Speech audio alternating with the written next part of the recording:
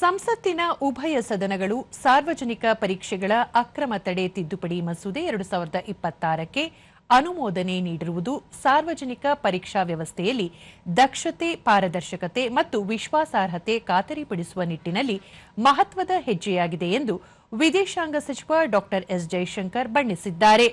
ಅವರು ತಮ್ಮ ಸಾಮಾಜಿಕ ಮಾಧ್ಯಮ ಪೋಸ್ಟ್ನಲ್ಲಿ ಮಸೂದೆ ಅನ್ವಯ ಕಾಲಮಿತಿಯಲ್ಲಿ ತನಿಖೆ ನಡೆಯಲಿದೆ, ವಿಶೇಷ ಪ್ರಾಸಿಕ್ಯೂಟರ್ಗಳನ್ನು ನೇಮಕ ಮಾಡಲಾಗುವುದು ಮತ್ತು ವಿಶೇಷ ತ್ವರಿತ ನ್ಯಾಯಾಲಯಗಳು ನಿಗದಿತ ಅವಧಿಯಲ್ಲಿ ವಿಚಾರಣೆಯನ್ನು ಪೂರ್ಣಗೊಳಿಸಲಿವೆ. ಇದರಿಂದಾಗಿ ಪರೀಕ್ಷೆಗಳಲ್ಲಿ ಅಕ್ರಮಗಳನ್ನು ತಡೆಯಲು ಕಾನೂನು ಚೌಕಟ್ಟು ಬಲವರ್ಧನೆಗೊಳ್ಳಲಿದೆ ಎಂದು ಹೇಳಿದ್ದಾರೆ.